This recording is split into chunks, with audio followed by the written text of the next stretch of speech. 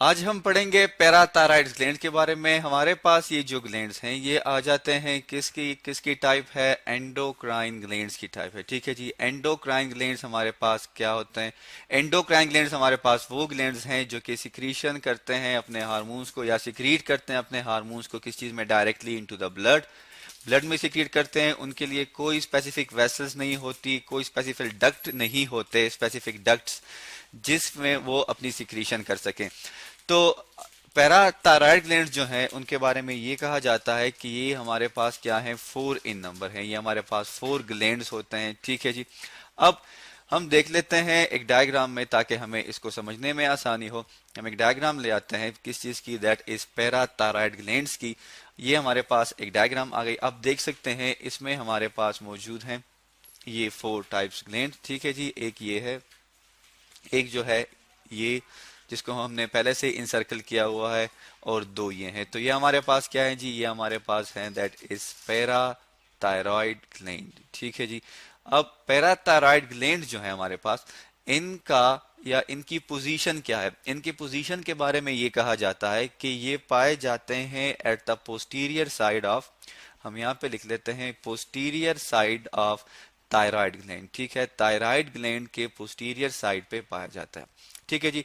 अब हम एक दूसरी डायग्राम ले आते हैं और देखते हैं कि क्या इसकी लोकेशन जो है वो पोस्टीरियर साइड पे है या नहीं। ठीक है, ये हमारे पास जो है एक डायग्राम आ गई। ठीक है, अब हम देख सकते हैं कि ये पोस्टीरियर साइड ही है किस चीज की, थायराइड ग्लैंड की। हमारे पास क्या है, ये नेक का रीजन है, और हम ये भी कह सकते हैं कि ये नेक की बैक साइड पे पाया जाता है। अगेन हमारे पास ये 4 जिसको हमने इंसर्कल किया हुआ है, ये हमारे पास क्या है, थायराइड ग्लैंड्स हैं। ठीक है जी। अब ये कौन से हार्मोन को या किस हार्मोन को ये रिलीज करते हैं? तो ये रिलीज करते हैं जिस हार्मोन को, उसका नाम है दैट इज पैराथॉर्मोन। ठीक है, हम उसे पैराथॉर्मोन कहते हैं। अब इस पैराथॉर्मोन का फंक्शन क्या है? पैराथॉर्मोन का फंक्शन ये है कि ये इंक्रीज कर देता है, बढ़ा देता है। अब ये किस चीज को बढ़ाएगा? ये इंक्रीज कर देता है जी, बढ़ा देता है किस चीज को, कैल्शियम आयन की कंसंट्रेशन को, किस चीज में, ब्लड में। ठीक है जी। अब इससे पहले जो है हमने एक दूसरा हार्मोन पढ़ा था जिसका नाम था कैल्सिटोनिन। ठीक है, अब वो कैल्सिटोनिन जो है हमारे पास, वो हार्मोन है किस चीज का, थायराइड ग्लैंड का। ठीक है, अब हम उसको यहाँ पे क्यों डिस्कस कर रहे हैं? इसलिए डिस्कस कर रहे हैं कि ये दोनों जो है आपस में मिलके एक प्रॉपर फंक्शन परफॉर्म करते हैं। कैल्सिटोनिन क्या करता था, वो कैल्शियम को रीएब्जॉर्ब कर देता था किस चीज में, इनटू द बोन्स में। ठीक है, हड्डियों में उसे वापस रीएब्जॉर्ब कर देता था। ठीक है, अब पैराथॉर्मोन क्या करता है, उसी कैल्शियम को दोबारा रिलीज कर देता है किस चीज में, इनटू द ब्लड। ब्लड। अब हम आगे बढ़ते हैं और देखते हैं कि अगर इस पैराथॉर्मोन की, जिसे सिक्रीट करता है पैराथायराइड ग्लैंड, अगर उसकी सिक्रीशन जो है वो बढ़ जाए तो हमारी बॉडी पे कौन कौन से इफेक्ट्स जो हैं वो आ सकते हैं।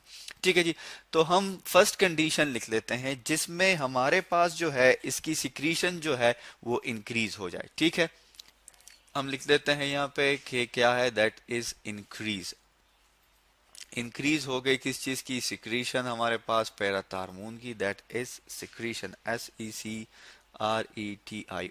ठीक है जी। अब जो है हमारे पास, अगर इसकी सिक्रीशन जो है वो इंक्रीज हो जाती है किस चीज से, नॉर्मल लेवल से। ठीक है, मतलब ये एक नॉर्मल अमाउंट में बॉडी में रिलीज होता है, और अगर इसकी सिक्रीशन इस नॉर्मल से बढ़ जाए तो क्या होगा? तो ये क्या करता है, ये कैल्शियम एंड साल्ट जो हमारे पास हैं वो रीएब्जॉर्ब हो जाते हैं किस चीज से, बोन से दोबारा इनटू द ब्लड। हम यहाँ पे लिख लेते हैं कि ये क्या करता है कि जो हमारे पास साल्ट है, नमक होते हैं, इसके अलावा जो कैल्शियम आयंस हमारे पास मौजूद हैं, उसको क्या कर देता है, उसको दोबारा रीएब्जॉर्ब कर देता है। ठीक है, हम यहाँ पे लिख लेते हैं दैट इज रीएब्जॉर्ब, रीएब्जॉर्प्शन कर देता है। ठीक है, और ये एरोस जो है हमारे पास, ये किस चीज को इंडिकेट करते हैं, दैट इज पैराथायरॉइड। ठीक है, हम लिख लेते हैं ताकि हमें समझने में आसानी हो, दैट इज पैराथायरॉइड ग्लैंड। अब दोबारा हम वापस आते हैं किस चीज की तरफ, साल्ट और कैल्शियम की तरफ, कि उसकी रीएब्जॉर्प्शन को ये क्या कर देता है, इंक्रीज कर देता है दोबारा किस चीज में, फ्रॉम बोन्स। ठीक है, फ्रॉम बोन्स, हड्डियों से दोबारा उसे रीएब्जॉर्ब करवा देगा किस में, इनटू द ब्लड। ठीक है, ब्लड में अब क्या होगा, ब्लड में अब इस कैल्शियम की जो वैल्यू, सॉरी कैल्शियम की जो कंसंट्रेशन है वो बढ़ जाएगी। अब इससे फिर क्या होगा, क्योंकि ये इंक्रीज अमाउंट में है तो ज्यादा से ज्यादा कैल्शियम जो है वो हमारे ब्लड में आ जाएगा, तो उससे जो हमारे बोन्स हैं वो ब्रिटल हो जाएंगे। ब्रिटल का मतलब ये है कि वो नरम से हो जाते हैं और उनके टूटने के चांसेस जो होते हैं वो बढ़ जाते हैं। अब हम आगे बढ़ते हैं और देखते हैं कि अगर इसकी सिक्रीशन जो है वो लो हो जाए, अगर हमारे पास लो अमाउंट में, ठीक है, हम लिख लेते हैं यहाँ पे कि हमारे पास लेस सिक्रीशन हो जाए, ठीक है। अब ये लेस सिक्रीशन का मतलब क्या है, इस लेस सिक्रीशन का मतलब ये है कि जो नॉर्मली सिक्रीट हो रहा है हमारे पास ये हार्मोन, अगर उससे भी ये कम सिक्रीट हो, अगर उससे ये कम सिक्रीट होता है तो ये क्या करता है, तो ब्लड में कैल्शियम का जो लेवल है वो डिक्रीज हो जाएगा। ठीक है जी, अब क्या होगा कि ब्लड में जो कैल्शियम की कंसंट्रेशन है, कैल्शियम आयन की जो कंसंट्रेशन है वो डिक्रीज हो जाएगी। अब जब वो डिक्रीज हो जाएगी, कम हो जाएगी, तो इससे हमारे पास एक डिजीज काज होती है और उस डिजीज को, उस बीमारी को हम कहते हैं that is known as a tetany. ठीक है, हम यहाँ पे लिख लेते हैं, उसे हम कहते हैं टेटेनी। अब टेटेनी जो है हमारे पास, इसमें कौन कौन सी चीजें आ जाती हैं टेटेनी में, एक ये है कि हमारे पास जो रिस्ट होते हैं, हम यहाँ पे लिख लेते हैं दैट इज रिस्ट। रिस्ट हो गई, हमारी कलाई हो गई, इसके अलावा जो है हमारे पास एंकल, ठीक है जी, एंकल हो गया, ठीक है, और इसके अलावा जो है ठीक है, और इसके अलावा जो है हमारे पास जिसे हम कहते हैं इस सॉरी मसल्स हो गए, तो इसमें हमारे पास क्या हो जाती हैं, वो ट्विच हो जाते हैं, मुड़ जाते हैं। ठीक है, हम यहाँ पे लिख लेते हैं दैट इज ट्विच, TWITCH। ठीक है, कौन कौन से आर्गन, ठीक है, that is rest, wrist sorry ankle और मसल्स जो हैं हमारे, ये क्या होते हैं, ये मुड़ जाते हैं। इसके अलावा जो है यही चीज़ें जो हमारे पास, इनमें क्रैम्पनेस हो जाती है, अकड़ जाते हैं। हम यहाँ पे लिख लेते हैं, सॉरी स्पेल को ठीक कर लेते हैं, दैट इज क्रैम्प, CRAMP। ठीक है, क्रैम्पनेस हो जाती है किस चीज़ की, इन हड्डियों की और इन मसल्स की।